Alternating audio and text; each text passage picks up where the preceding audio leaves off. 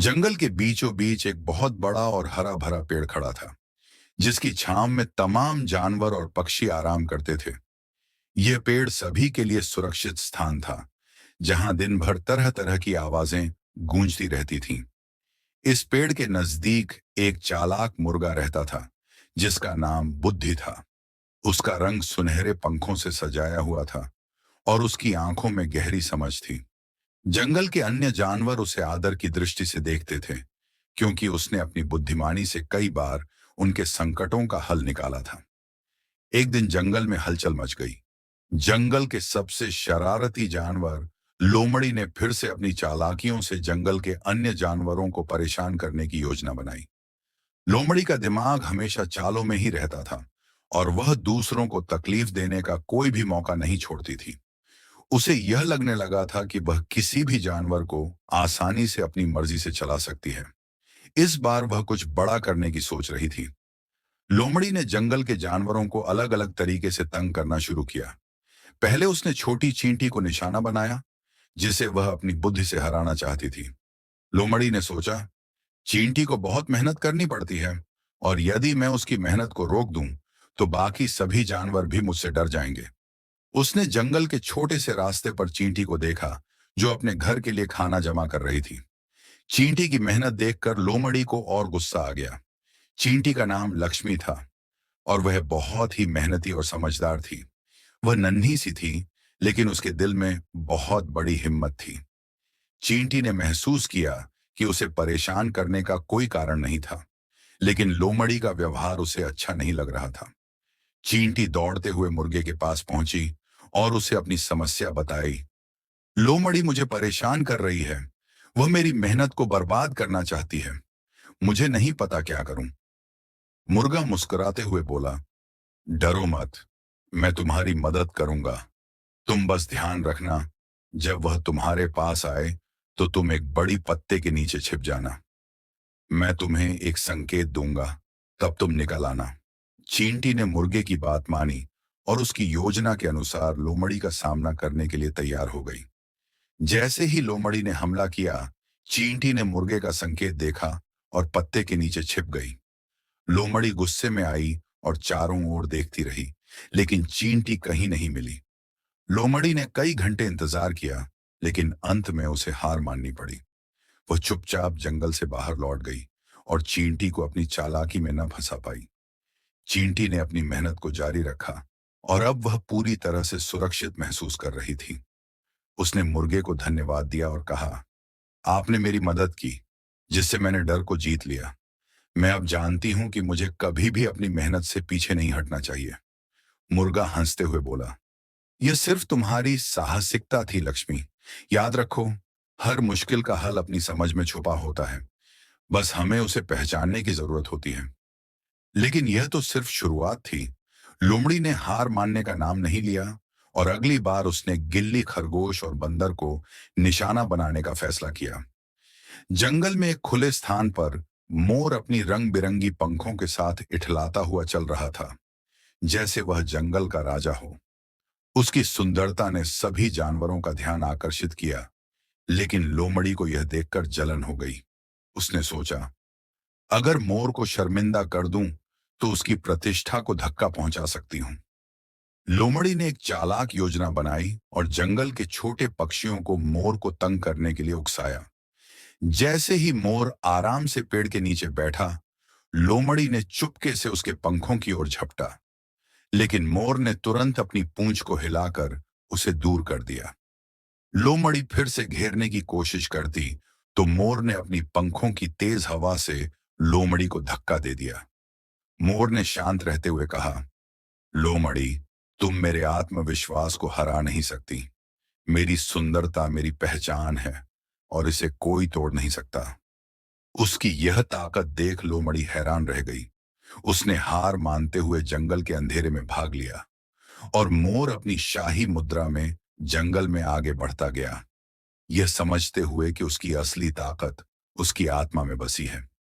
गिल्ली, खरगोश और बंदर दोनों जंगल के सबसे तेज और चप्पल जानवरों में से थे। गिल्ली खरगोश अपनी तेज दौड़ के लिए जाना जाता था, जबकि बंदर अपनी चपलता और छलांग के लिए प्रसिद्ध था। दोनों को देखकर लगता था कि कोई भी खतरा उन्हें परेशान नहीं कर सकता। लेकिन लोमड़ी को यह नहीं लगता था कि किसी भी जानवर को अपनी योजना का शिकार बनाना मुश्किल होगा। उसने इन दोनों का पीछा करना शुरू किया, यह सोचकर कि वह उन्हें डराकर जंगल के बाकी जानवरों में भी डर फैला सकती है। मुर्गे ने देखा कि लोमड़ी फिर से अपनी चालों में जुटी हुई है और वह गिल्ली और बंदर के पास गया। उसने दोनों को एक योजना दी। तुम दोनों मिलकर लोमड़ी को भ्रमित करो। गिल्ली अपनी तेज दौड़ से लोमड़ी को उलझाए रखेगा, जबकि बंदर पेड़ से कूदकर उसे और भी भ्रमित करेगा। गिल्ली और बंदर ने मुर्गे की सलाह मानी और जल्द ही लोमड़ी के पास गए। जैसे ही लोमड़ी ने उनका पीछा करना शुरू किया, गिल्ली दौड़ने लगा और लोमड़ी को भटका दिया। वहीं बंदर ने पेड़ से कूदकर लोमड़ी को चक्कर में डाल दिया। लोमड़ी ने कई बार दोनों को पकड़ने की कोशिश की, लेकिन वह हर बार असफल हो गई। लोमड़ी को यह समझ में आ गया कि ये दोनों बहुत चतुर हैं। वह गुस्से में आकर जंगल से भाग गई और उसे अपनी चालाकी पर शर्मिंदगी महसूस हुई। लोमड़ी की हार के बाद उसने सोचा कि अब उसे कुछ नया करना चाहिए। उसने कौए और तोते को निशाना बनाने की योजना बनाई। दोनों पक्षी जंगल में बड़े ही समझदार और चालाक थे और लोमड़ी जानती थी कि इन दोनों से जूझना उसके लिए बहुत कठिन होगा। लोमड़ी ने सबसे पहले तोते को देखा, जो एक पेड़ की शाखा पर बैठा था। वह धीरे धीरे उसके पास पहुंची और बोली, तुम बहुत समझदार हो, क्यों ना हम साथ में काम करें और जंगल में सबको अपनी मर्जी से चलाएं। तोता हंसते हुए बोला, लोमड़ी, तुम्हारी बातें हमसे नहीं चलने वाली। हम जानते हैं कि तुम हमारी मदद नहीं चाहती, बल्कि हमें नुकसान पहुंचाना चाहती हो। लोमड़ी ने सोचा कि अब तो उसे दोनों पक्षियों को परखना पड़ेगा। उसने कौए को भी निशाना बनाया, लेकिन मुर्गा पहले ही दोनों पक्षियों को सावधान कर चुका था। उसने उन्हें एक योजना दी। तुम दोनों मिलकर लोमड़ी को उलझा दो। कौवा उसकी आंखों में कंकड़ फेंकेगा और तोता उसे भ्रमित करेगा। जैसे ही लोमड़ी ने दोनों को परेशान करना शुरू किया, दोनों पक्षियों ने मिलकर उसकी चालाकी को नाकाम कर दिया। कौवा ने कंकड़ फेंके और तोते ने उसकी आवाज में भ्रामक शोर किया। लोमड़ी उलझकर रह गई और फिर से हार मानकर जंगल से भाग गई। लोमड़ी की हर चाल को नाकाम करने के बाद वह अब गधे और गिलहरी को निशाना बनाने का मन बना चुकी थी। गधा बहुत ही मजबूत था, लेकिन उसकी गति थोड़ी धीमी थी। गिलहरी छोटी सी थी, लेकिन उसमें अपार साहस और बुद्धि थी। लोमड़ी ने उन्हें अलग अलग परेशान करना शुरू किया, लेकिन गिलहरी और गधा मुर्गे के पास गए और उसकी मदद मांगी।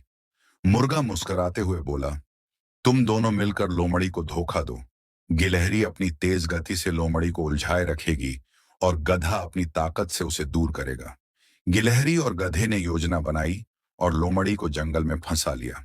गिलहरी अपनी तेज दौड़ से लोमड़ी को भ्रमित करती रही, जबकि गधा अपनी बड़ी कद काठी से उसे दबाव में डालता रहा। अंत में लोमड़ी फिर से हार गई और यह सोचने पर मजबूर हो गई कि हर बार वह कैसे मात खा रही है। लोमड़ी अब बुरी तरह से हार चुकी थी। उसका गुस्सा बेकाबू हो गया। उसने जंगल के सभी जानवरों को खुले तौर पर चुनौती दी, अगर तुम मुझे हराने की कोशिश करोगे तो मैं तुम सबको एक एक करके खा जाऊंगी। लेकिन जंगल के जानवरों ने यह नहीं सोचा कि वह अकेले मिलकर लोमड़ी का सामना कर सकते हैं। मुर्गा ने एकता की ताकत को समझाया, हमें मिलकर लोमड़ी का सामना करना होगा।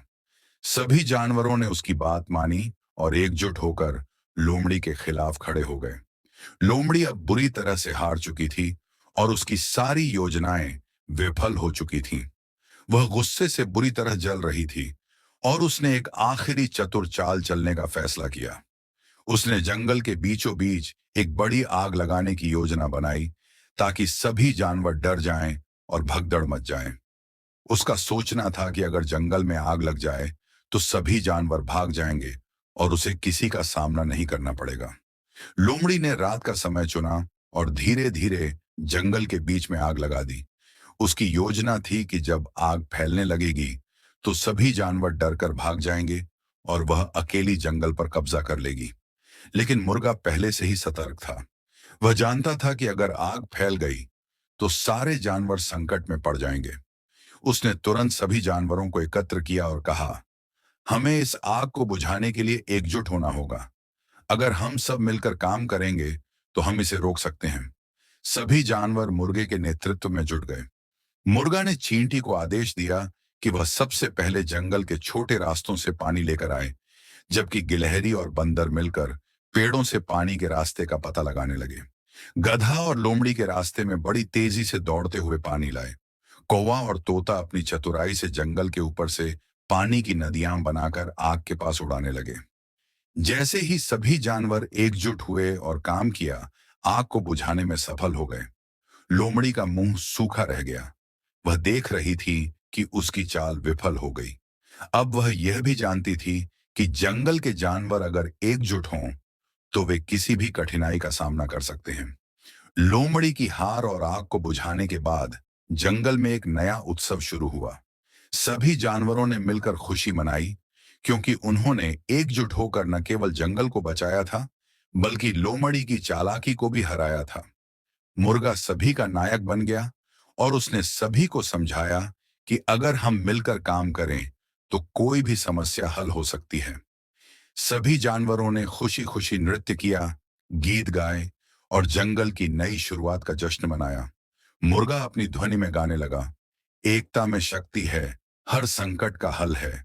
अगर हम सब साथ हों तो कुछ भी असंभव नहीं है। यह उत्सव जंगल में लंबे समय तक याद रखा गया। जानवरों ने हमेशा एकजुट रहने की कसम खाई और एक दूसरे के साथ सहयोग करने का वादा किया। लोमड़ी अब पूरी तरह से हार चुकी थी, लेकिन उसकी दिमागी चालें अभी भी नहीं रुकी थीं। जंगल के जानवरों ने अंततः फैसला लिया कि लोमड़ी को उसकी गलतियां और हरकतों की सजा मिलनी चाहिए, लेकिन इसके बावजूद वे चाहते थे कि वह समझे कि अपनी चालाकियों से कुछ हासिल नहीं किया जा सकता। मुर्गा ने सभी जानवरों को एक साथ बुलाया और कहा, लोमड़ी ने हमें बार बार परेशान किया है, लेकिन हमें उसे सबक सिखाना चाहिए। हमें उसे एक मौका देना चाहिए कि वह सुधर जाए, लेकिन अगर वह फिर से यही करती है तो हमें उसे जंगल से बाहर भेजना होगा। सभी जानवरों ने इस पर सहमति व्यक्त की। लोमड़ी को जंगल के बाहर भेजने से पहले मुर्गे ने उसे समझाया, अगर तुम फिर से जंगल में आकर कुछ गलत करोगी तो तुम्हें यहां कोई जगह नहीं मिलेगी। तुम्हारी चालाकियां अब तुम्हारे लिए कोई लाभ नहीं देने वाली हैं। याद रखो, दूसरों को नुकसान पहुंचाने से कुछ हासिल नहीं होता। लोमड़ी ने अपनी हार को स्वीकार किया और बोली, मैं समझ गई। अब मैं जानती हूं कि अपनी चालाकियों से केवल दुख और परेशानी ही मिलती है। मुझे मेरी गलतियां समझ में आ गईं और मैं कभी भी इस जंगल में वापस नहीं आऊंगी। लोमड़ी की सजा के बाद सभी जानवरों ने खुशी मनाई और फिर से अपनी अपनी जिंदगी में वापस लौट गए। मुर्गा जंगल के सबसे बुद्धिमान और समझदार नेता के रूप में सम्मानित हुआ और बाकी सभी जानवरों ने उसे अपने जीवन का आदर्श माना। इसके बाद जंगल में शांति का माहौल था। सभी जानवर अब एकजुट होकर रहते थे और हर मुश्किल का हल मिलकर निकालते थे। मुर्गा ने उन्हें हमेशा यह याद दिलाया कि अगर वे एक दूसरे के साथ हों तो कोई भी मुश्किल बड़ी नहीं हो सकती। सभी जानवर अब अपनी जिंदगी में खुश थे और उन्हें एकता और सहयोग की असली ताकत समझ में आ चुकी थी। मुर्गा ने जंगल के हर कोने में अपनी उपस्थिति महसूस कराई और बताया कि न केवल जानवरों में, बल्कि हर किसी में अगर अपनी सोच और समझ हो तो कोई भी दुश्मन, कोई भी संकट उन पर हावी नहीं हो सकता। इस कहानी ने यह सिखाया कि एकता, समझदारी और परस्पर सहयोग से कोई भी कठिनाई, चाहे वह कितनी भी बड़ी क्यों ना हो, दूर की जा सकती है। मुर्गा, जो न केवल बुद्धिमान था बल्कि समझदार भी था, ने जंगल के सभी जानवरों को एकजुट किया और उनकी ताकत को पहचानने में मदद की। लोमड़ी की चालाकियों और उसके शरारतों के बावजूद जंगल में शांति का माहौल बना और यह साबित हुआ कि एकता में शक्ति है।